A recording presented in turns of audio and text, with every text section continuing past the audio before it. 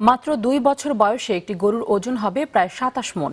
অবাক হবার মতো হলেও ব্রাহ্মা নামের এমনই এক উন্নত জাতের গরু পালনের কার্যক্রম শুরু করেছে প্রাণী সম্পদ অধিদপ্তর।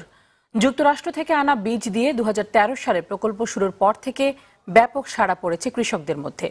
ব্রাহ্মা জাতের গরুর বীজ খামারিদের কাছে পৌঁছে দিতে পারলে দেশে দ্রুত মাংসের ঘাটতি পূরণ সম্ভব বলে মনে করেন প্রকল্প সংশ্লিষ্টরা। গরুর মাংসের অস্থির বাজার নিয়ে ধারাবাহিক রিপোর্ট করেছেন জুলহাস কবির।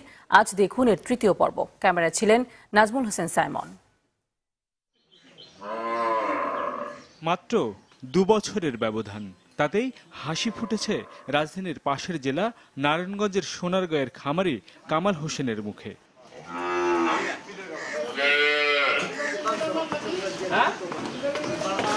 প্রাণী সম্পদ অধিদপ্তরের কর্মকর্তাদের পরামর্শে দেশি গাভীতে মাংসের জন্য বিখ্যাত আমেরিকার উন্নত জাতের গরু ব্রাহ্মার বীজ দিয়ে শুরু করেন খামার।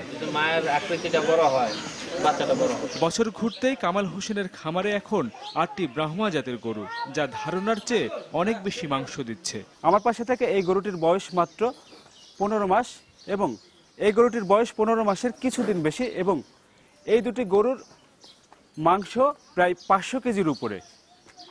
আর এই গরুটির বয়স ১৪ মাসের কিছুদিন বেশি, এটিতেও ৪৫০ কেজির উপরে মাংস। আর এই ৩ মাসের কিছুদিন বেশি এই বাছুরটির ওজন ১০০ কেজির উপরে হবে।